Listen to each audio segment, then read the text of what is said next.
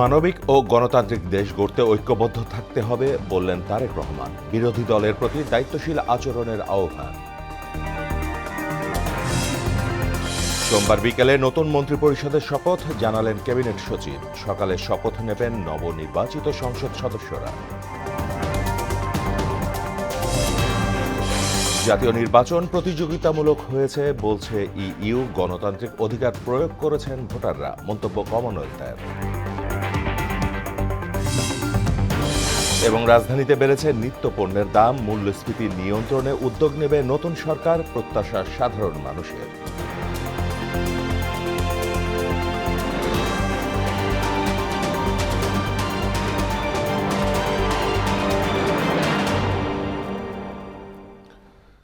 আসসালামু আলাইকুম, স্বাগত মোহনা সংবাদে।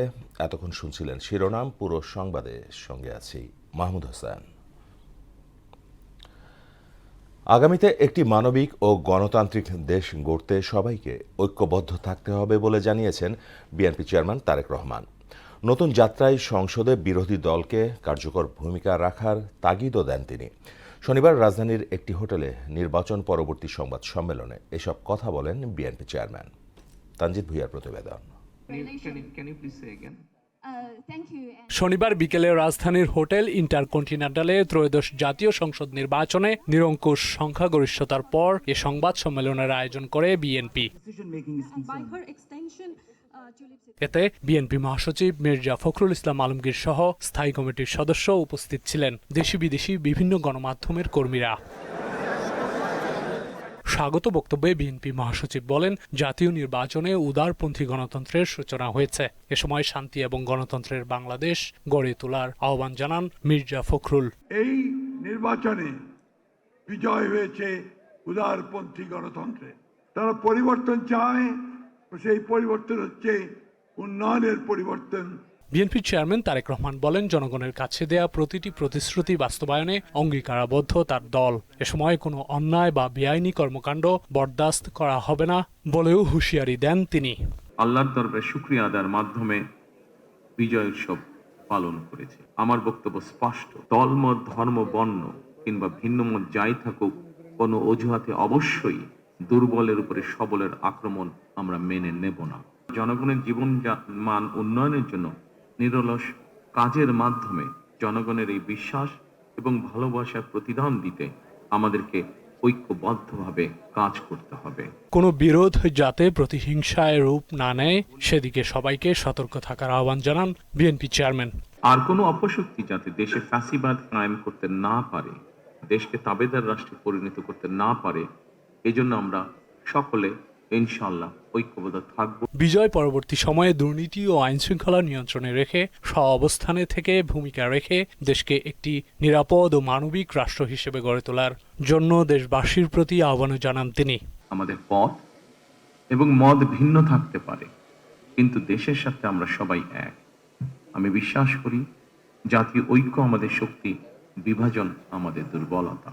এ সময় তারেক রহমান বেগম খালেদা জিয়ার অনুপস্থিতি গভীরভাবে স্মরণ করেন।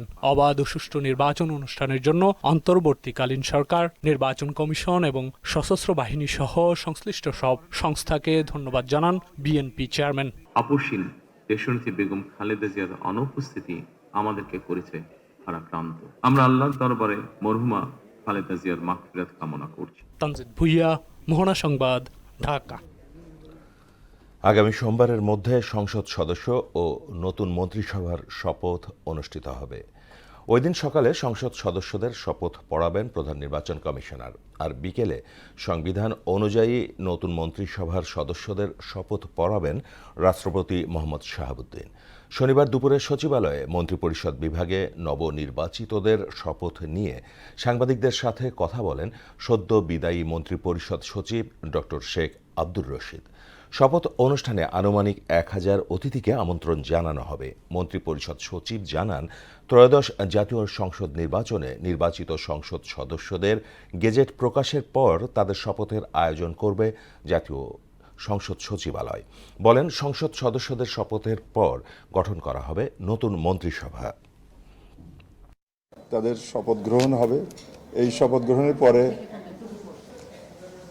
বিভিন্ন এই নির্বাচনে অংশগ্রহণকারী দল তাদের নিজস্ব সংসদ সদস্যদের নেতা নির্বাচন করবেন এবং এই যিনি সংখ্যাগরিষ্ঠ সদস্যদের নেতা হিসেবে যিনি নির্বাচিত হবেন তিনি মহামান্য রাষ্ট্রপতির কাছে তার তখন এই ঘটনাটি জানিয়ে দেবেন যে তিনি সংখ্যাগরিষ্ঠ সদস্যের আস্থাভাজন।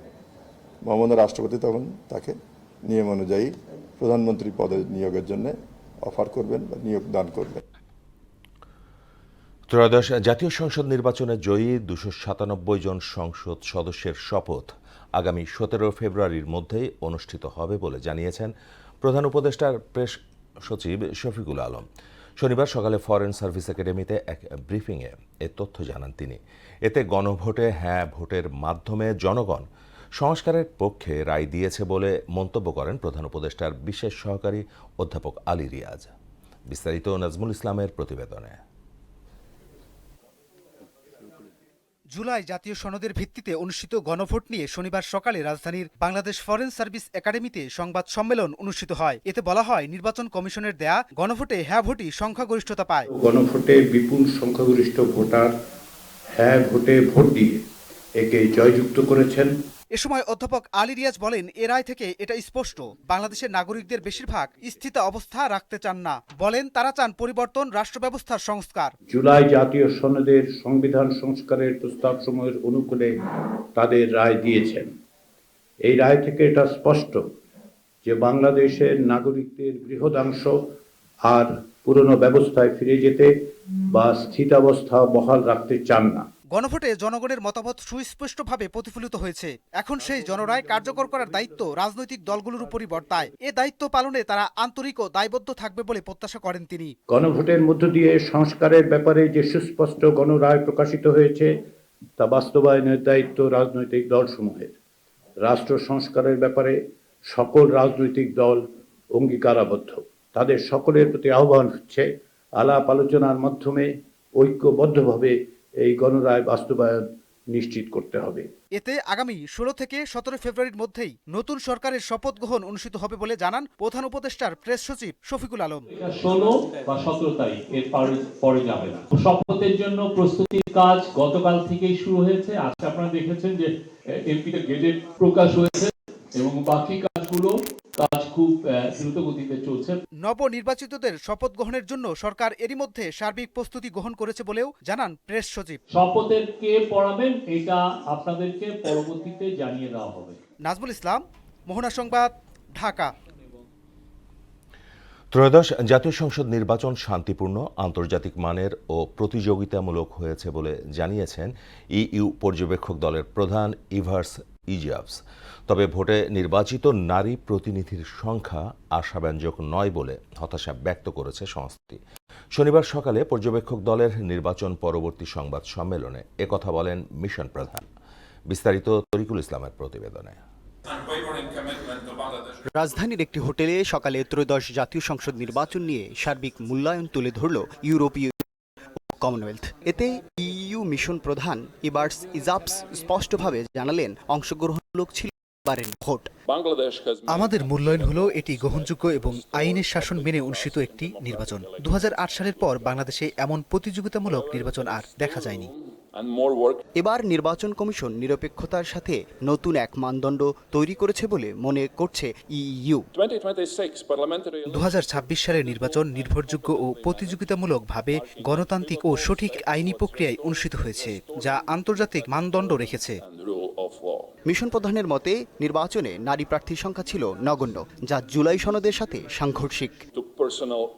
নির্বাচন ঘিরে নারীদের বিরুদ্ধে ডিজিটাল পুরুষতান্ত্রিক হয়রানি ও চরিত্রহরণ ছিল আশঙ্কাজনক। গণতান্ত্রিক চর্চায় এমন যৌন নির্যাতনমূলক আচরণ কাম্য নয়। যারা ডিজিটালি নির্যাতিত হয়েছে, ইইউ তাদের পরিবারের প্রতি সমবেদনা জানাচ্ছে।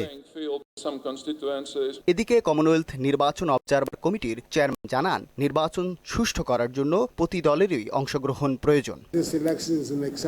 আমি মনে করি এই নির্বাচন গ্রহণযোগ্য, কারণ শান্তিপূর্ণ ও স্বচ্ছতার সাথে এটি অনুষ্ঠিত হয়েছে। নির্বাচনের পর রাজনৈতিক দলগুলো যেভাবে সহনশীলতার সাথে জয় পরাজয় মেনে নিয়েছে তাকে সাধুবাদ জানান EU Commonwealth. the indices of an acceptable election. Tarikul Islam, Mohona সংবাদ, ঢাকা। নির্বাচনের উত্তাপ শেষে সম্প্রীতির বার্তা ছড়িয়ে দিতে প্রতিদ্বন্দ্বীর বাড়িতে সৌজন্য সাক্ষাৎ ও দলীয় নেতাকর্মীদের সাথে শুভেচ্ছা বিনিময় করেছেন নবনির্বাচিত বিস্তারিত তাহসিন তারিরের প্রতিবেদনে। নওগাঁ ১ আসনের নবনির্বাচিত সংসদ সদস্য মোহাম্মদ মোস্তাফিজুর রহমানকে পহেলা ফাল্গুনের শুভেচ্ছা জানান সর্বস্তরের মানুষ এবং বিএনপির দলের নেতাকর্মীরা। টাঙ্গাইল ৭ আসনের বিপুল ভোটের ব্যবধানে তৃতীয়বারের মতো এমপি নির্বাচিত হওয়ায় বিএনপির জাতীয় নির্বাহী কমিটির শিশু বিষয়ক সম্পাদক আবুল কালাম আজাদ সিদ্দিকীকে ফুলেল শুভেচ্ছা জানান মির্জাপুর উপজেলা মাধ্যমিক শিক্ষক সমিতি। খাগড়াছড়িতে নবনির্বাচিত সংসদ সদস্য ওয়াদুদ ভূঁইয়াকে শুভেচ্ছা ও অভিনন্দন জানাতে ভিড় করেন সাধারণ মানুষ। নেতাকর্মীদের সংযত ও সম্প্রীতিপূর্ণ আচরণের আহ্বান করেন তিনি। ফরিদপুরে বিজয়ী বিএনপি প্রার্থীর বাড়িতে বাড়িতে চলছে ভোটারদের সাথে শুভেচ্ছা বিনিময়। ফরিদপুর সদর আসনের বিজয়ী বিএনপি প্রার্থী চৌধুরী নায়াব ইউসুফের বাড়িতে নেতাকর্মীরা অবস্থান নেন। কিশোরগঞ্জ ২ আসনে বিজয়ী হওয়ার পর প্রতিদ্বন্দ্বী জামায়াত প্রার্থী মোহাম্মদ শফিকুল ইসলাম মোড়লের বাড়িতে গিয়ে সম্প্রীতির নজির স্থাপন করেছেন অ্যাডভোকেট জালাল উদ্দিন। প্রতিদ্বন্দ্বীর বাড়িতে গিয়ে শুভেচ্ছা বিনিময়ের এই ঘটনাকে এলাকায় ইতিবাচক দৃষ্টান্ত হিসেবে দেখছেন স্থানীয়রা। তাহসিন তারিন, মোহনা সংবাদ। নিত্যপণ্যের দাম সীমিত আয়ের মানুষের নাগালের মধ্যে আনার উদ্যোগ নেবে নতুন সরকার, এমনটাই প্রত্যাশা সাধারণ মানুষের। এ ব্যাপারে নতুন গঠিত হতে যাওয়া মন্ত্রিসভা দ্রুতই উদ্যোগ নেবে বলেও আশা জানান তারা। এদিকে নির্বাচনী ছুটি ঘিরে দাম বেড়েছে নিত্যপণ্যের। লেবুসহ বেশিরভাগ সবজি বিক্রি হচ্ছে বেশি দামে। মাছের দাম কেজিতে অন্তত ২০০ টাকা পর্যন্ত বেড়েছে মুরগির দামও। আরও জানাচ্ছেন ২০২৬ সালের জানুয়ারি মাসে পয়েন্ট টু পয়েন্ট ভিত্তিতে জাতীয় পর্যায়ে সাধারণ মূল্যস্ফীতির হার বেড়ে দাঁড়িয়েছে ৮.৫৮%। সামগ্রিক মূল্যস্ফীতিকে ওপরের দিকে টেনে নিয়ে গেছে খাদ্য মূল্য বৃদ্ধি। বিসিএস এর তথ্য মতে জানুয়ারি মাসে মূল্যস্ফীতি উল্লেখযোগ্যভাবে বেড়ে ৮.২৯% দাঁড়িয়েছে, যা ডিসেম্বরে ছিল ৭.৭১%। ত্রয়োদশ জাতীয় সংসদ নির্বাচনের ছুটি ঘিরে পরিবহন সংকট ও বাজারে সরবরাহ ঘাটতিতে বেড়েছে নিত্য প্রয়োজনীয় পণ্যের দাম। সব ধরনের সবজি বিক্রি হচ্ছে বাড়তি দামে। সবজির দাম সবচেয়ে বেশি। সবচেয়ে আশ্চর্য হচ্ছে যে একটা লেবু 40 টাকা। আমি মনে করি যে কৃষক লেভেল থেকেই এই পণ্যটা উচিত। এই বিষয়বস্তুগুলো যখন সরকার ফোকাস করবে দেন আমাদের জন্য ভালো হবে। আমরা তখন খাবারের একটা মানসম্মত খাবার পাবো। মাছের দামেও নেই স্বস্তি। নদীমাতৃক দেশে নদীর মাছের দাম নাগালের বাইরে। চাষের মাছও নেই নিম্ন আয়ের মানুষের নাগালে। আবার কিছু মাছ আপনার ৩০০ টাকা বেড়ে গেছে, মানে আমাদের সাধ্যের বাইরে, মানে অনেকবার বার্গেনিং করতে হয়, তারপরেও করে নেই। সরকারের সদিচ্ছা থাকলে অবশ্যই নিয়ন্ত্রণ করা যাবে। এখন সামনে রমজান মাস কিছু তো বেড়েছে সব রকম মুরগির দামও। গরিবের আমিষ খ্যাত ব্রয়লার মুরগির দামও নেই নাগালে। গ্রামের থেকে যে গাড়ি আসে না, এই গাড়ির ভাড়া বেশি এবং সবাই নির্বাচনে ব্যস্ত থাকে। এমন পরিস্থিতিতে উচ্চ মূল্যস্ফীতি ও টাকার মান কমে যাওয়ায় সংকুচিত হয়ে পড়েছে সাধারণ মানুষের আয়। তাই গঠিত হতে যাওয়া নতুন সরকারের কাছে সবার প্রত্যাশা আকাশ ছোঁয়া। আমরা আশাবাদী, খুব আমার দল ক্ষমতা আছে, এই জন্য আমি আশাবাদী যে কিছু একটা দেখাতে পারবো। আমাদের নতুন সরকারের কাছে প্রত্যাশা বাজারটা যাতে বাজেটের মধ্যে নিয়ন্ত্রণে থাকে আর কি, এটাই আর কি আশা। না, আমাদের প্রত্যাশা তো অবশ্যই যে বাজার নিয়ন্ত্রণ রাখবে সরকার এবং সবকিছুর দাম যেন আমাদের নাগালের মধ্যে থাকে। হুট করে কোনো কিছুর দাম হঠাৎ করে বেড়ে গেলে তো এটা আমাদের কাস্টমারদের জন্য খুবই সমস্যা। প্রায় ৪ কোটির বেশি মানুষ চরম দারিদ্র্যের মধ্যে বাস করছে। তাই বাজার নিয়ন্ত্রণ সময়ের দাবি বলে মনে করছেন ভোক্তারা। উষা ফেরদৌস, মোহনা সংবাদ, ঢাকা। আজ পহেলা ফাল্গুন, ঋতুরাজ বসন্তের প্রথম দিন। শীতের রুক্ষতা শেষে পত্র পল্লবে ফিরছে সজীবতা। বাতাসে আমের মুকুলের মিষ্টি ঘ্রাণ, দক্ষিণা হাওয়ায় উতাল মনোজগত। এতদিন ধরে যারা অপেক্ষা, সেই বসন্ত আজ সমাগত। বসন্তের এই আগমনী বার্তা নিয়ে আরও জানাচ্ছেন মিশেল বিনতে আনোয়ার।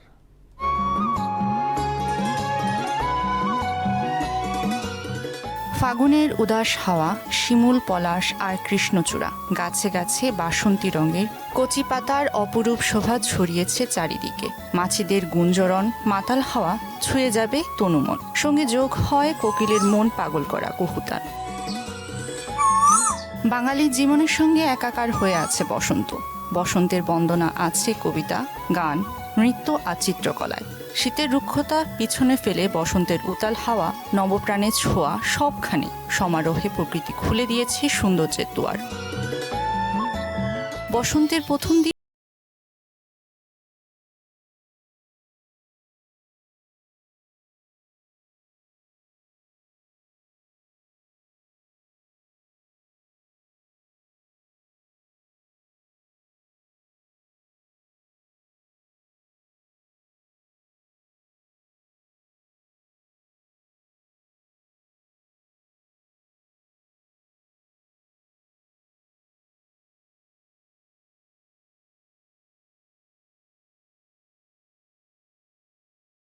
সবার অন্তরে। ফাল্গুনের প্রথম দিনে তরুণীরা পরবে বাসন্তী রঙের শাড়ি, খোপায় গুজবে গাঁদা ফুল আর হাতে কাচের চুড়ি। রঙে রূপে গানে হই হুল্লোড়ে সব বয়সী নারী পুরুষের মনে ফাল্গুন বয়ে আনে প্রেমময় আনন্দের বার্তা। প্রেমিক প্রেমিকারা এই দিনে নির্জনে কাটাবে ভাব বিনিময় করে। কবিরা লিখবেন নতুন কবিতা প্রেমের অমীয় বাণীর ঢালি সাজিয়ে। বসন্ত শুধু উচ্ছ্বাসের রং ছড়ায় না, ঐতিহাসিক রাষ্ট্রভাষা আন্দোলনে শহীদদের রক্ত রঙিন স্মৃতির কথাও মনে করিয়ে দেয়। 1952 সালের 8 ফাল্গুন বা 21-এর পলাশরাঙা দিনের সঙ্গে তারুণ্যের সাহসী উচ্ছ্বাস আর বাঁধ ভাঙা আবেগের জোয়ারও যেন মিলেমিশে একাকার হয়ে আছে। বাসন্তী ফুলের পরশ আর সৌরভে কেটে যাবে শীতের জরাজীর্ণতা। সব অতীত পেছনে ফেলে নতুন কিছুর প্রত্যয়ে বর্ণিল সাজে আজ থেকে বদলে যাবে প্রকৃতি। আর কবির ভাষায় জানান দেবে ফুল ফুটুক আর নাই ফুটুক, আজ বসন্ত। মিশাল বিনতে আনোয়ার, মোহনা সংবাদ। চাঁপাইনবাবগঞ্জ সদর উপজেলায় ককটেল বানানোর সময় বিস্ফোরণে 2 জন নিহত ও 3 জন আহত হয়েছে। ভোরে চর বাগডাঙ্গা ইউনিয়নের ফাটাপাড়া গ্রামে স্থানীয় কালামের বাড়িতে এই বিস্ফোরণ ঘটে। এতে বাড়ির ইটের দেয়াল ধসে পড়ে উড়ে গেছে টিনের চাল। নিহত 2 জনের পরিচয় শনাক্ত করতে কাজ করছে পুলিশ। আইসিসির আনুষ্ঠানিক আমন্ত্রণ পেয়েও কলম্বো যাচ্ছেন না আমিনুল ইসলাম বুলবুল। ফলে শ্রীলঙ্কার প্রেমদাসে স্টেডিয়ামে বসে বহুল প্রতীক্ষিত ভারত পাকিস্তান ম্যাচ উপভোগ করা হচ্ছে না বিসিবি সভাপতির। আইসিসির পক্ষ থেকেও বিসিবি সভাপতি ছাড়াও উপমহাদেশের অন্যান্য বোর্ড প্রধানদেরও তরফ থেকেও কলম্বোর গ্যালারিতে উপস্থিত থাকার অনুরোধ জানানো হয়েছিল। আমিনুল ইসলাম বুলবুল জানান, আমন্ত্রণ থাকলেও বাংলাদেশ দল টুর্নামেন্টে না থাকায় এই ম্যাচ দেখতে সরাসরি উপস্থিত না থাকার সিদ্ধান্ত নিয়েছেন তিনি। শেষ করব মোহনা সংবাদ, যাবার আগে শিরোনামগুলো আরও একবার।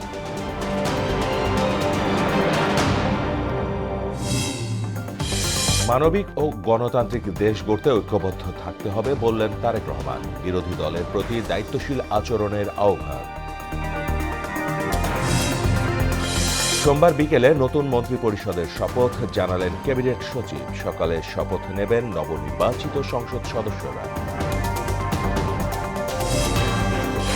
জাতীয় নির্বাচন প্রতিযোগিতামূলক হয়েছে বলছে ইইউ। গণতান্ত্রিক অধিকার প্রয়োগ করেছেন ভোটাররা, মন্তব্য কমনওয়েলথের। এবং রাজধানীতে বেড়েছে নিত্যপণ্যের দাম, মূল্যস্ফীতি নিয়ন্ত্রণে উদ্যোগ নেবে নতুন সরকার, প্রত্যাশা সাধারণ মানুষের।